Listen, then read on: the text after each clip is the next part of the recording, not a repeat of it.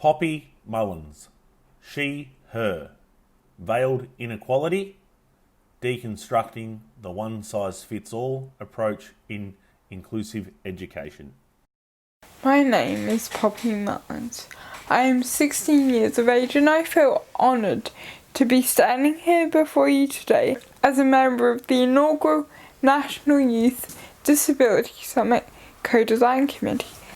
There are a lot of annoying sayings in the disability sector, aren't there? And most of them directly contradict each other. In one breath, you need to be more independent.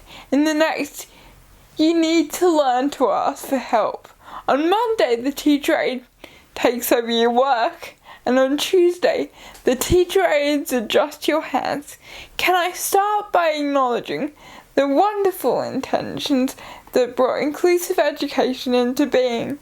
The problem is, we need to take the next step and destroy the foundations of that metaphorical wall that stands between people like me and achieving in the way that we want. We need to eradicate the one-size-fits-all approach to inclusivity. We have come a long way since the sympathy-laced ideals that are reflected in expressions like confined to a wheelchair or wilt or wheelchair bound, and we've done much to reduce the othering created by words like spastic and retard. But we've still got a long way to go with that one. What I'm talking about is a kind of inequality. Inequality disguised as acceptance. A one-size-fits-all approach that sees us as people but refuses to acknowledge us as individuals. I have had some experience with this kind of veiled inequality. Sure, I need physical help, but in my case, I've never required any kind of cognitive support, nor have I needed an adjusted curriculum. My main educational priority has always been academic achievement, and yet this is where I felt the veil has been the most detrimental. In early middle school, the teachers I worked with could not have done more to help compensate the potential negative social outcomes that could have resulted from my physical difficulties, and for this, I am extremely grateful. Inside the classroom, my aggravation had started to grow. By year 9, I had really started to love academic pursuits, and my success had seen this become an element of my identity in which I was, and still am, really proud. At this stage in the classroom, I did just need a teacher aide to be my hands.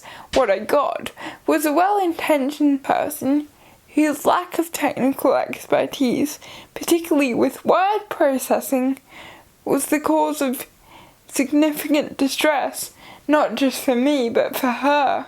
I know why I was assigned this aid, and again, the intention was not malicious. My program managers wanted me to be more dependent, but the problem was, this approach increased my anxiety because I was so worried about the potential impact on my academic outcomes, and hence, a part of my identity felt threatened. Ever since I started high school, a great report card has meant a lot to me. What this has resulted in is some very mixed messages. Teacher aides are unsure of how to best assist me.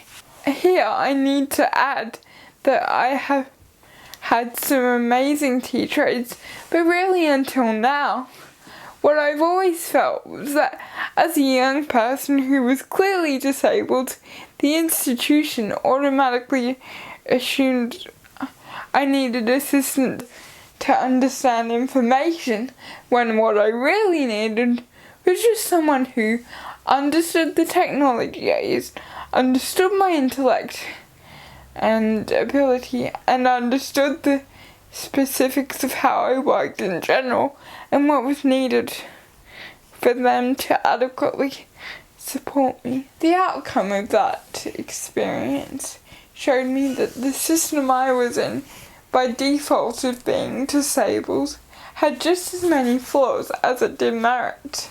I am in no way insinuating that my experience is a symbol for everyone with disability.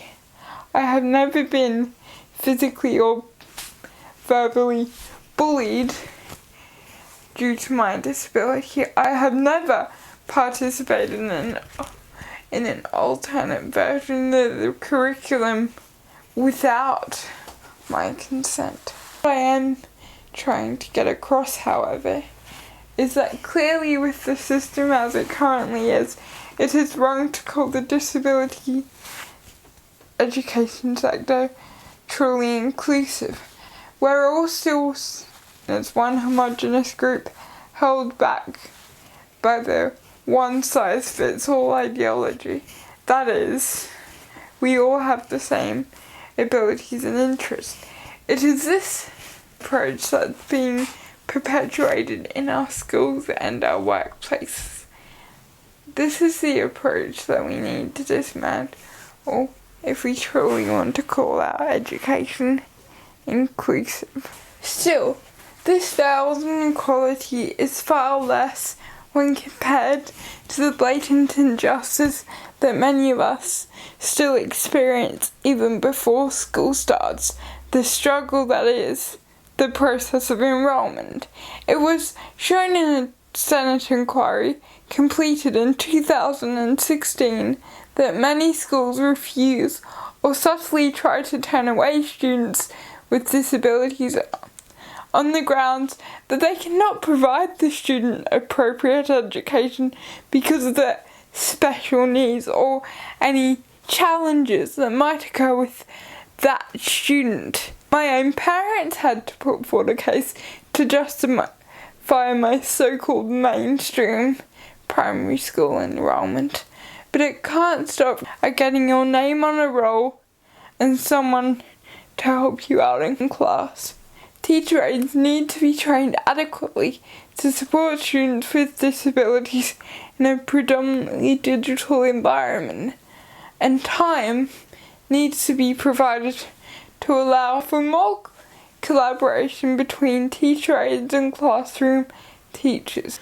But most importantly, students need to be involved in this process so that measures can be put in place to meet their needs and appeal to their interests so that they can reach their goals. As a friend of mine recently said, the problem with schools is that there isn't enough segregation. Why should a student with severe anxiety or an intellectual impairment be expected to complete exams for his age level in a classroom exactly the same way as his peers? No. Absolutism is not the answer. So then how do we dismantle this metaphorical war? With a system that promotes equality but is truly equitable. And to do this, the institution must pay for time. Time for teacher aides, teachers and students to have regular meetings, to develop and implement strategies. Time that will allow teachers to fully understand their role in assisting individual students to succeed in the way that they want. Time to develop the digital literacy skills required to support students in the 21st century, perhaps with the opportunity to gain certificates and qualifications as they do so. It is my hope that if we begin to act now, the foundations of that metaphorical war will be shattered and no student will ever have to experience the annoyance and the blatant ignorance of the one-size-fits-all approach. It's time to lift the veil. It is not enough to treat us like people. It's time to treat us as individuals. Thank you for your time in listening.